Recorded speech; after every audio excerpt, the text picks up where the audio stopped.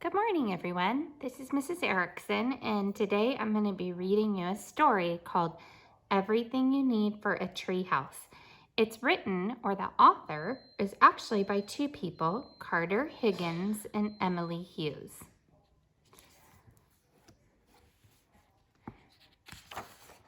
So while I'm reading this story, I want you to pay attention to the different parts of a treehouse because you are going to get to design and build your own treehouse too. Everything you need for a treehouse starts with time and looking up and imagining a home of timber and rafters and wrinkled, gnarled bark. So most of the time you build your treehouse up in a tree. We're going to be making a model or a small scale of what our treehouse would look like if we really built it.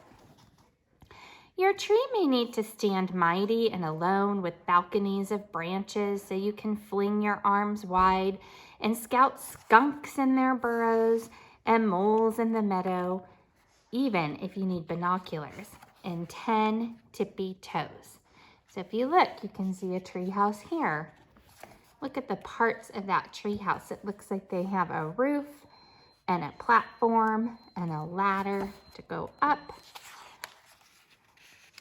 Or maybe it's one soldier in an army of trees, and from far away, you'd have to squint to see which one is yours. Is that my turret or a tangled crown? A grove of generals, your refuge in the flora. So if you look here, this tree house is connected to some trees, and it has a ladder to get up as well. And this one has a roof too. Looks like they use different materials for the roof for that. Whether solo or squished, make sure your tree is tall. You'll want to see sun speckles up close.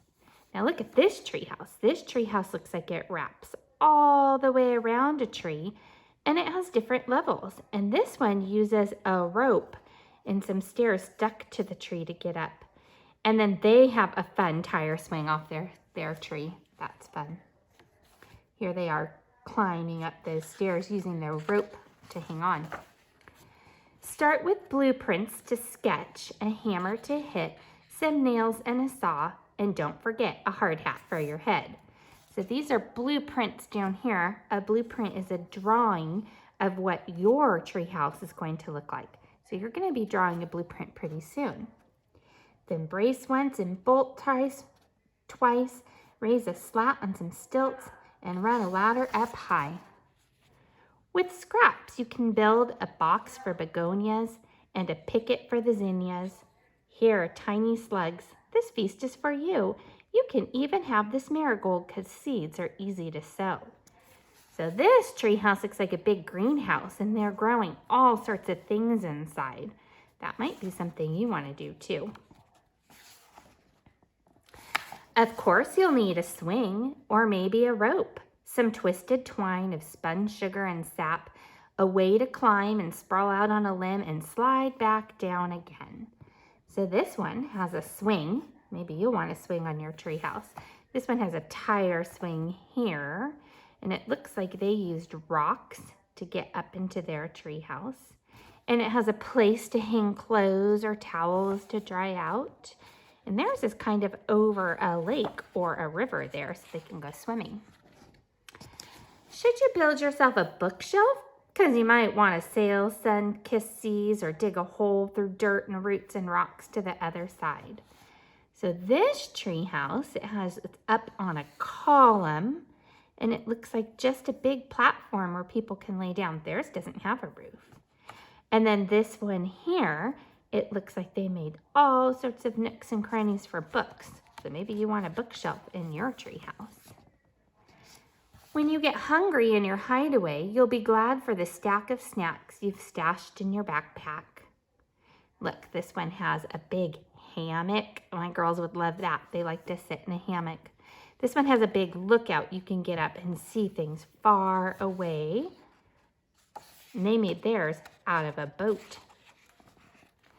Make sure your sleeping bag doesn't have holes, your socks either, the fuzziest kind.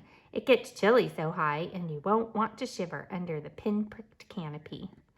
This one almost looks like a house, doesn't it? Look at all those beautiful windows in their tree house.